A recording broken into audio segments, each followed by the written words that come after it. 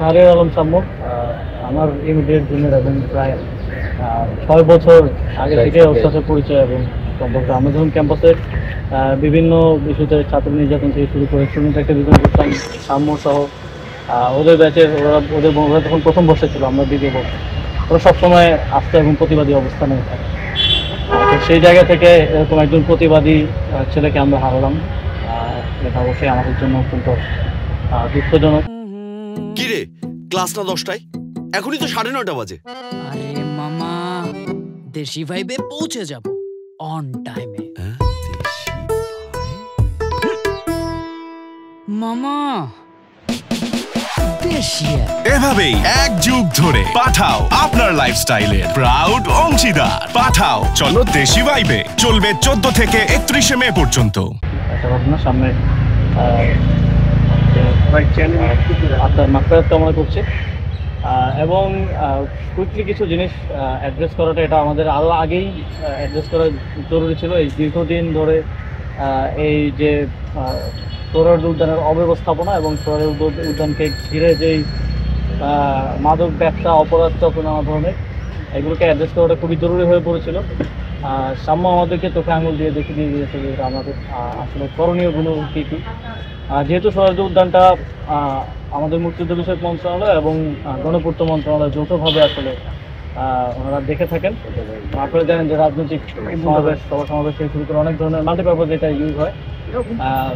তবে এই ঢাকা বিশ্ববিদ্যালয় বা এই কেন্দ্রিক যত ধরনের অপরাধ সংগঠিত হয় তার 70-80%-এরই লিঙ্ক আছে সোহরাওয়ার্দী উদ্যানের সাথে। মোটামুটি সংশ্লিষ্ট সকলে এখানে উপস্থিত ছিলেন। এই অবস্থায় আমরা কিছু বিশ্ববিদ্যালয়ের থেকে আমরা কিছু যে ওনারা কী চান, সরকার এখানে কী কী জায়গায় সহযোগিতা করতে পারে, যেহেতু এটা সরকারের দায়িত্বে থাকা একটা জায়গা গণপূর্ত মন্ত্রণালয়ের অধীনে, সেটা আমরা একটু জানার চেষ্টা করেছি এবং স্টুডেন্টদেরও কিছু দাবি যেগুলো স্টুডেন্টরা ইতিমধ্যে বিশ্ববিদ্যালয় প্রশাসনকে জানিয়েছেন সেগুলো নিয়ে আমরা আলোচনা করেছি এবং এটা সমাধানে আসার চেষ্টা করেছি এবং অনেকগুলো সিদ্ধান্ত হয়েছে।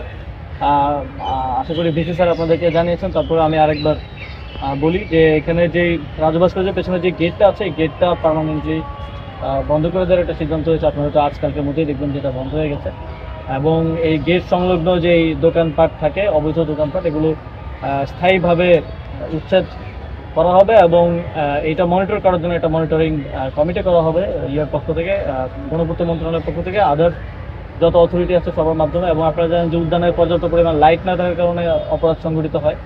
পর্যাপ্ত পরিমাণে লাইট, কোনো ব্ল্যাঙ্ক স্পট থাকবে না এবং পাশাপাশি সিসিটিভি ক্যামেরা পর্যাপ্ত পরিমাণে সেখানে স্থাপন করা হবে কিছু সময়ের মধ্যে এবং সেগুলো ডিএমপি মনিটর করবে এবং যে কোনো কুইক অ্যাকশন যেন নিতে পারে।